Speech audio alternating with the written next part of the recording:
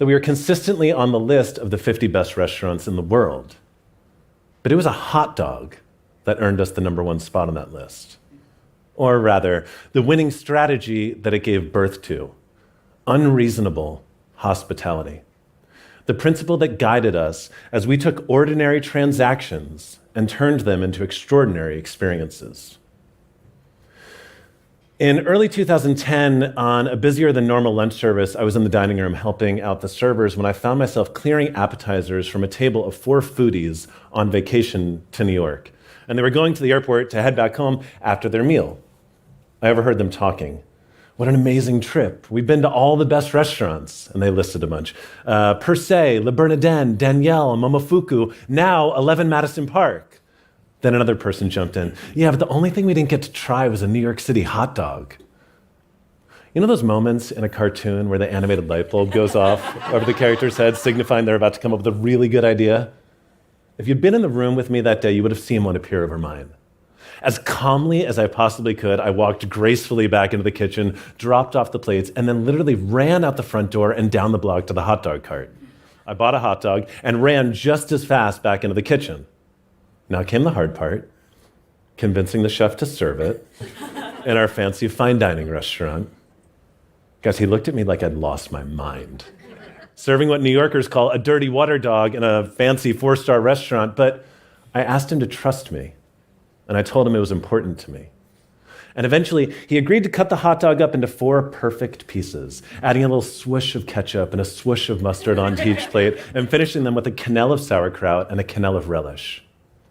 Then, before we served at the table their final savory course, which happened to be a honey lavender glazed Muscovy duck that had been dry aged for 2 weeks, utilizing a technique that had taken years to perfect, we brought them their hot dog.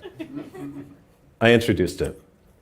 To make sure you don't go home with any culinary regrets, a New York City hot dog.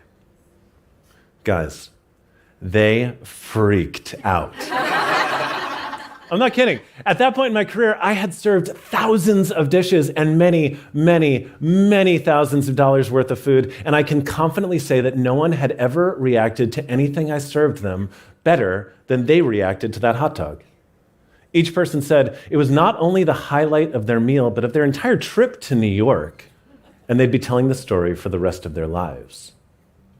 See, that hot dog changed the way I approached restaurants from that point forward. Because up until then, I had been so focused on excellence, on all the little details that go into making a meal great, that I somehow hadn't realized something really important. That in restaurants, our reason for being is to make people feel seen.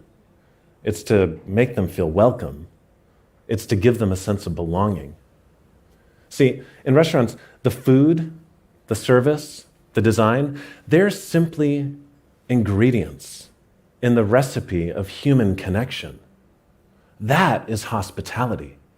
And I realized if we could be unreasonable in our pursuit of that, we could give people the kind of experiences they would remember forever. It was only then that I realized I wasn't actually in the business of serving people dinner. I was in the business of serving them memories. But remember, that hot dog only cost $2, and the impact it had was priceless. It does not take a big budget to start infusing this into your culture, because remember, it's not the cost of the gesture that matters, it's how it makes people feel.